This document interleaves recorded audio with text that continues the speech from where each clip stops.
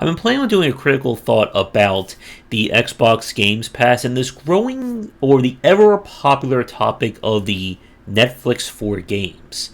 When a little tiny bit of news happened last week, and that was Microsoft purchasing Activision Blizzard for the tiny amount of $68 billion. If Microsoft is interested, the going rate for Game Wisdom is about $10 billion. I'll give them a discount on that one. But while this is certainly going to probably be the news piece of 2022 for the games industry, it does raise a growing concern about the consolidation when it comes to game platforms and selling games. And for our critical thought, I want to talk a little bit more about why this can become a pressing issue when one company or one platform has access to, well, everything compared to everyone else.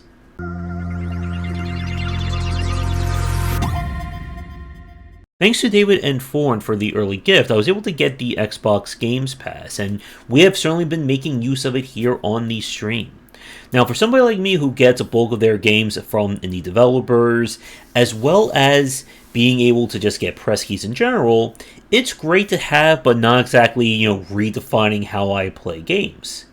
But for somebody who doesn't have those connections, this really is just like a godsend for consumers, and is quite possibly the best example of, again, this whole idea of a Netflix for games style subscription service that we've seen to date. But with that, it does again come with that question of what does this mean for the developers on these platforms. Now, to Microsoft's credit, there are just a huge variety of games. I am surprised that Library of Ruina was picked up to be on the Xbox Games Pass.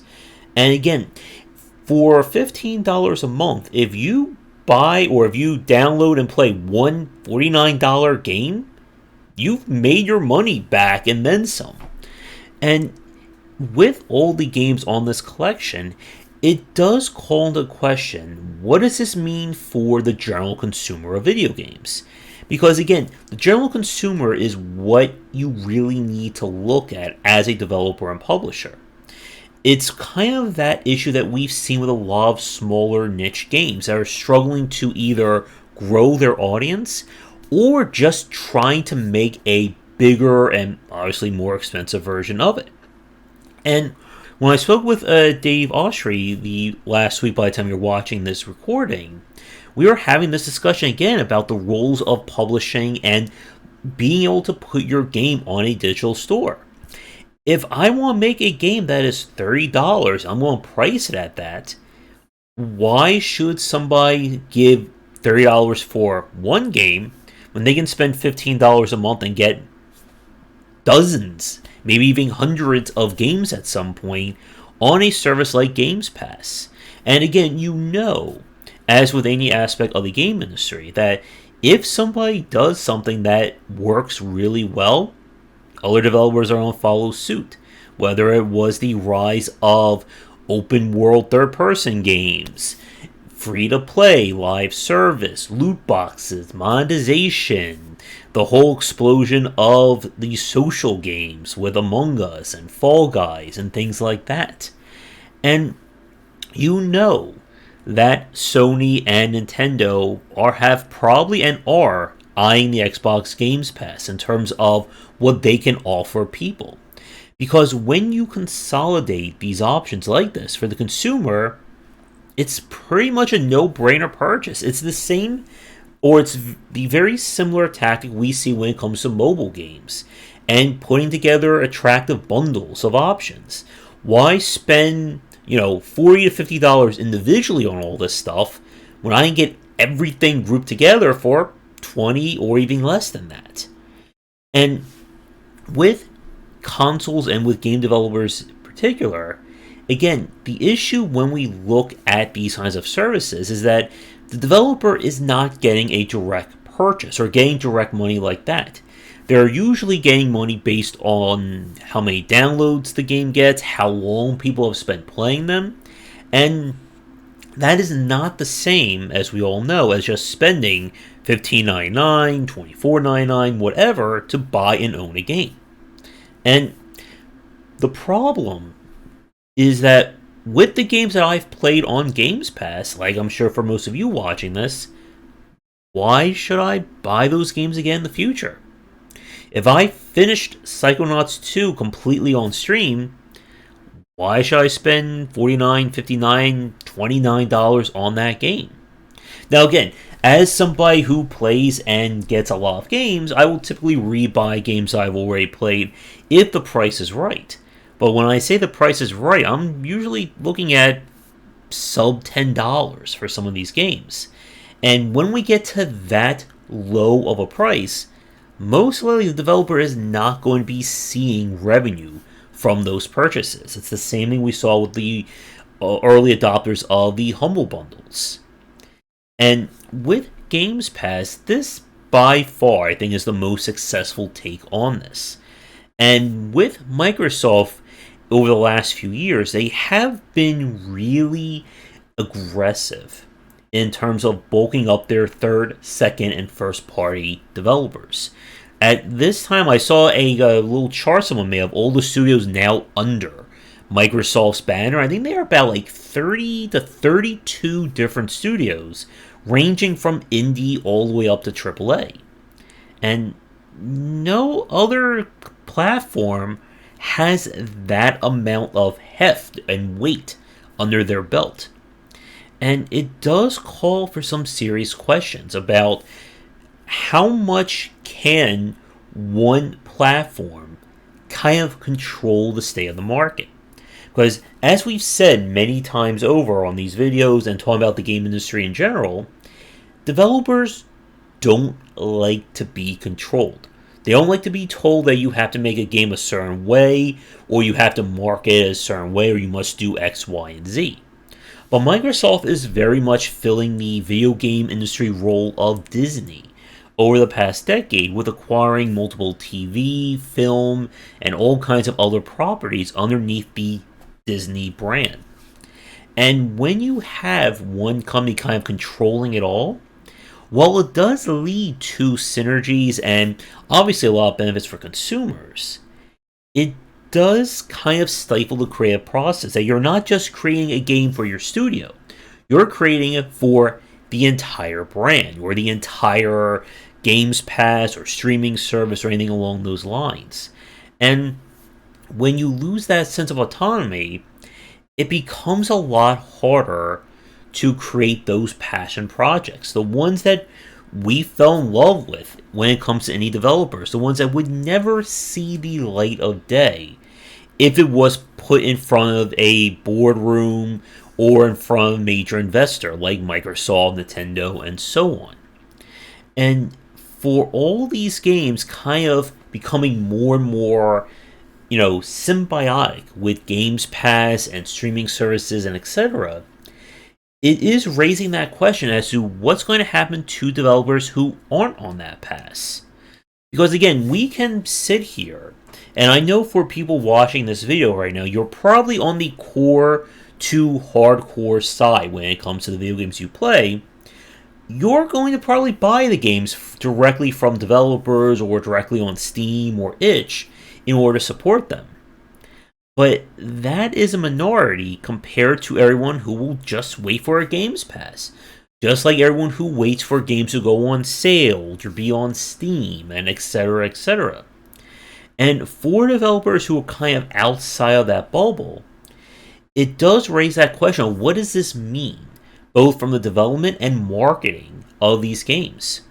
If a developer can assume that most of the people who are going to buy their game aren't going to be general consumers because they're already on some streaming or subscription service, then why should I even try to cater to them? And if we don't want to cater to them, that can lead to developers skimping when it comes to onboarding and approachability. It was part of that video I made about the early trends of the indie developers of 2022 that I wasn't a big fan of. But one of the reasons why game development has grown so much over the past 10 years has been this idea that more people are playing these games. that a simple little game you put on Steam or Itch or even get it uploaded to the Switch Shop or Games Pass or PSN could blow up.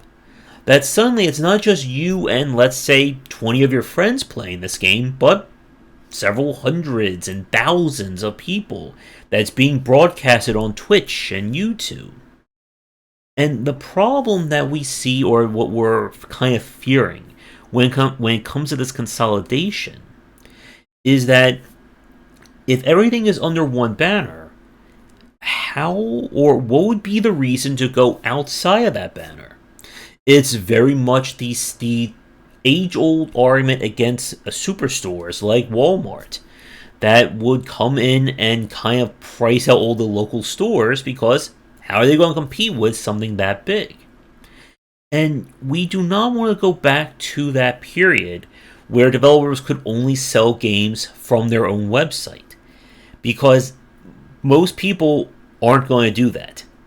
When we look at the positives of platforms, it provides that layer of security and that sense of trust from the consumers, that they know they see a game on Steam or Itch or Epic or whatever, that it's not going to blow up their computer if they install it.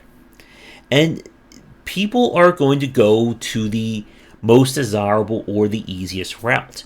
And what it's looking like, especially with Microsoft being very adamant on acquiring indie games and companies for their banner, that could be the easiest route to play games. And it does also raise that question of who else is going to get on the subscription banner or bandwagon. Again, when we look at TV, there's like 15, 20 different, plus services from various networks. What happens if Steam's next big rollout is their own subscription? Like, imagine paying $20 and you get access to, 500 Steam games a month. Like, just imagine what that would do to all the other indie developers and studios that aren't on that platform or aren't on that service.